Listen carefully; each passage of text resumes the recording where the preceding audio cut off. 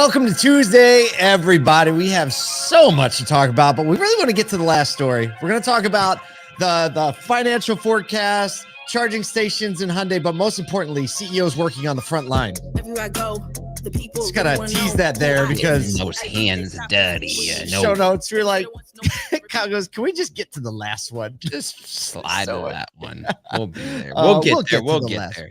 There's some important stuff to talk about for sure. Hey, we're having a webinar tomorrow, the next DeSoto Edge webinar with our friends at Call Review. Tomorrow, driving customer loyalty through service.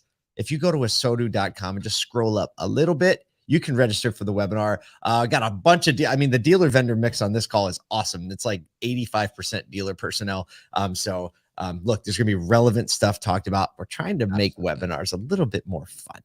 Might have a surprise or two, or maybe Kyle might just call customer service and get frustrated again like you did. That would be fun, actually, live calling service departments. Now that would be a change.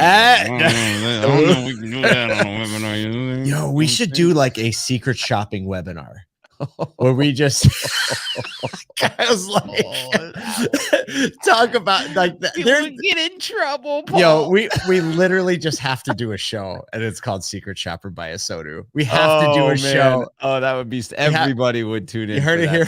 It would be bad. First. What we are going to do, we're going to be doing some man on the street interviews in Arlington, Texas next week when we're there for the live event. We hope that you'll join us for Asotu Live tonight on the 5th, which is a week from tomorrow in Arlington, Texas. You can go to asotux.com. Please, if you can, join us in Arlington. It's going to be an amazing, amazing event in person. If you can't make it out, that's okay. We got you covered. We're doing a live stream too, so you can be a part of the action, and it's an evening event, right? Absolutely. So for everyone who's in the service lanes and on the sale, like I think it starts at what, 6:30? Yeah, Eastern? Exactly. Yeah, and so plenty of time to catch it. Catch it with the fam if you're at the put it on the TV, YouTube. You know, we'll be live streaming on YouTube, and probably the YouTube live stream quality is going to be the best quality too. So hope you join us and have everybody think that that's what you do all day when you go to work is have live bands and dress in suits and have guests and play game shows. Why not? All right, let's get to the news because we want to talk about this. We want to get through, talk about some important things, get to the last story. So yesterday was all about the numbers as Cox held their Q1 2023 Industry Insights conference call, and they released the report. What they talked about affordability, supply, and how other factors affected the industry big time in a separate meeting. So there's it's like a two-part first story. First part of the story is that forecasting report. The second is Jack Hollis, the CEO of Toyota North America. He also made some comments about what Toyota's forecasts are and talked about, a bunch of stuff coming up. So let's review. Go back to the Cox. I know it's a complicated first story. At least it's not a Monday. All right. So according to the Cox report, consumer sentiment is down almost a full percentage point. Fed interest rates are just 0.25. Yeah, he gave me the up and down indicator. Fed interest rates are just a quarter of a point below the 2006 peak. And if you look at the chart, man, that sucker rocketed up. So we're back to 2006 when it comes to interest rates. Dealer sentiment, which is my favorite part of the study every time, is increasing over inventory. It's where they ask dealers questions, right? How do you feel about this? How do you feel about that? So when asked about inventory, the sentiment is going up, feeling pretty good. Better about inventory, but profitability sentiment is going down. I guess that makes sense. That makes a lot of sense. When they ask dealers about supply increases, right. There's some macroeconomics things happening at this point, Man, did you go to business school? I must have done a little finance minor. You must be a big shot. When asked about factors holding dealers' businesses back, they said interest rates, economy, and limited inventory are still the top three concerns. At the very, very, very bottom of the list is the word competition. They don't even care about the guy across the street. Competition with me alone, and the market. Look, man, that's like one of the biggest things that's been talked about, like focusing on the game that you're playing and not focusing on everybody else, because you make much more impact in your overall business if you're just like not worrying about what other people are doing. So interesting that everyone kind of seems to be adopting that. Used vehicle inventory is down 21% year over year. Still hard to find those used cars on lots. The average listing price is also down a little bit from last year, 6%. But the average price, $26,000. You're still looking at $500 a month payment on average used car pricing, when typically it used to be under a $400 a month payment. 2020 and prior. 2020, goodness, 2020 like extra 20s again. Yeah, so we're still seeing affordability as an issue, and those used car prices are rising again here over the last month. You can kind of see it, like it hit that peak, came down, and then it's rising back on again. up. Yep. On unit sales, the forecast for the year is still flat year over year. So, that supply, demand, and profitability are all kind of leaving everybody in a similar place. Actually, the pacing is actually a little bit ahead of last year on both new and used. Yeah, so that's the first part of the story. The second, Jack House, Toyota North America CEO, he says they are predicting super strong demand for new vehicles, their new vehicles, particularly Toyotas and Lexus, to continue. And he sees the entire new car market average transaction price crossing $50,000. I don't know if that's ever happened before. Wow. I don't think it has.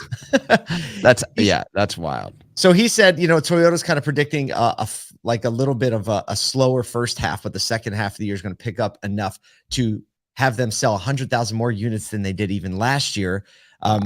And he said, we're going to end the year with 30,000 vehicles in dealer inventory, which is exactly where we started, meaning they are going to sell every car that they make.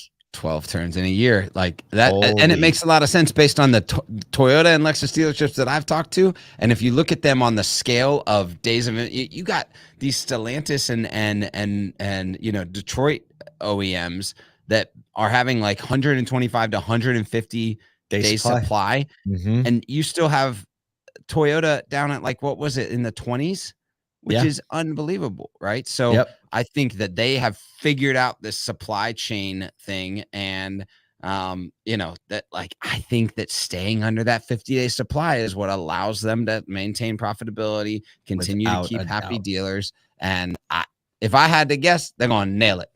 Hey, ain't anybody betting against Toyota these days. All right, bringing it back to my favorite. Well, I said it, my very super favorite part of the Cox Report is when Jonathan Smoke, their chief economist, who is also a DJ Smokey Smoke, he curates a playlist to just get us through. So this is his spring playlist. Get this, check this out. All Tune this up in Spotify. Regarding to the banking crisis, he picks "Regulate" by Warren G and Nate Dogg. So good. Well played. The next one. According to, in the topic of credit tightening, it says "Say No Go" by De La Soul. That's great. For replacing a supply problem with a demand problem, he picked "It Takes Two" by Rob Bass and Easy Rock. So good. And finally, for forecasting the rest of the year, this is the best one. Run DMC's It's Tricky. It's tricky. It's tricky. So, leave it. People don't usually think economists have like this crazy personality, but Jonathan Smoke is worth it. I wish we could just play the songs right now and not get like it pulled down off YouTube, because we would do that in a heartbeat. But you know enough of those songs to play them in your mind. All right, moving on. Speaking of moving on, just gotta move. Segue. All right, so Hyundai is considering launching its own branded EV charging network in the U.S. as part of its plans to sell 1.5 million EVs by the year 2030. Sing it for him. There you go.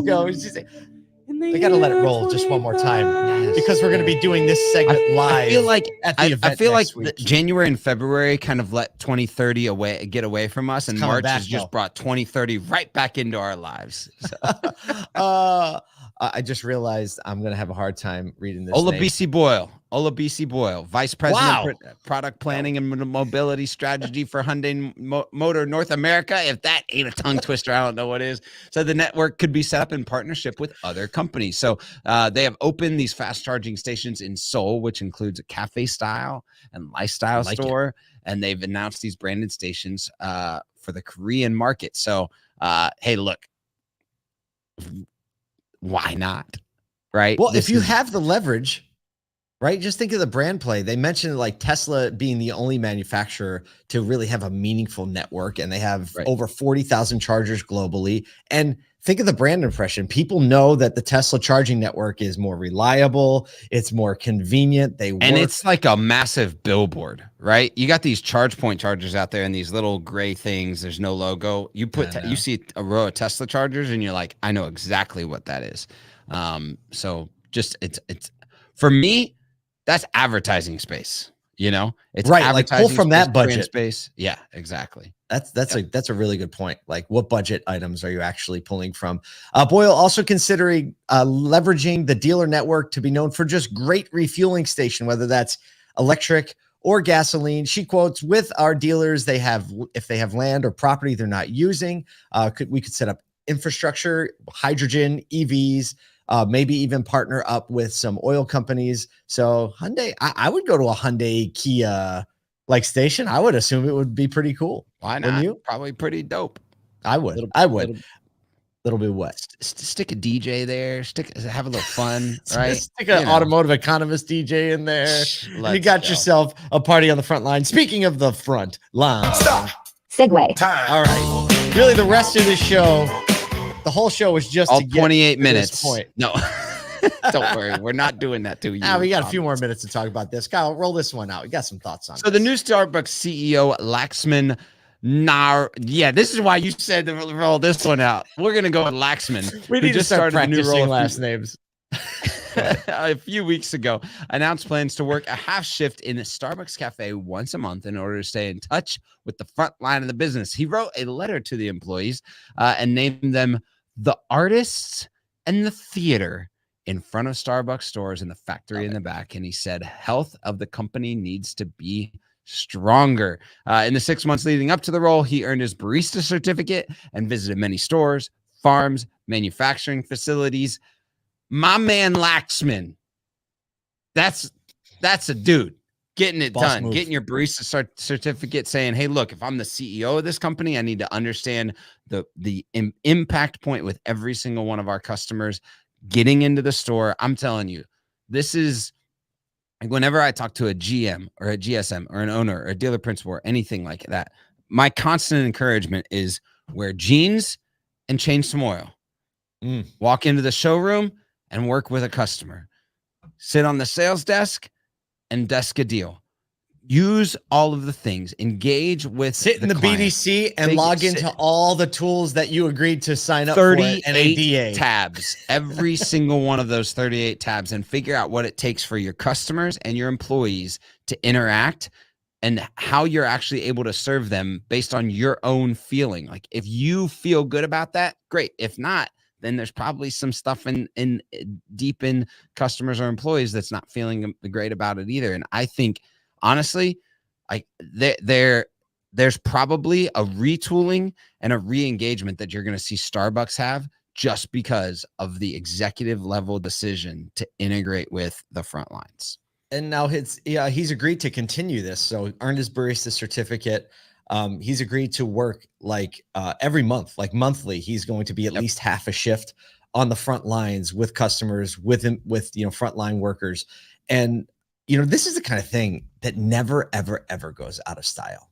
Ever. It never goes out of style. And you just think of the publicity and the goodwill that this generates to feel like, and also they're going through, labor challenges and unionization and all that. And you just think of all the problems that are solved by getting the top side of the organization and the front line of the organization together. And the cool thing about this is that every leader, every manager, every owner has the opportunity to do this very instant, to plan it right now.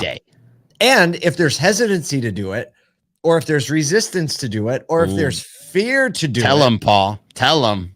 That might just be a little indicator that something isn't right and something is out of whack. It just might be.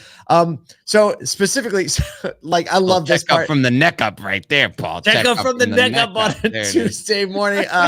So Laxman is a 55-year-old executive. He's got a degree in mechanical engineering, not what I expected. Right. He would probably fix the espresso machine. He was chief commercial officer of Pepsi, and he speaks 6 languages: German, English, Spanish, and 3 this different guy's Indian warming dialects. up some milk for you every once. And in a he's while. rocking Let's that grande go. latte, half calf, almond milk, extra with hot. the I don't know. squirt and the pump, and give me the. We got to get one of those special orders done. But regardless, the point is this: Kyle, show him your shirt, show him your t-shirt. Love people, Love people more than you love. Just put a blank in there and let's coffee, roll. cars, retail, mechanical, whatever you want to put in there. All It's of it. always the truth. So look, take this opportunity right now to think: who is it that you can empathize, walk a day in their shoes, learn a little bit, and make it better for all of us.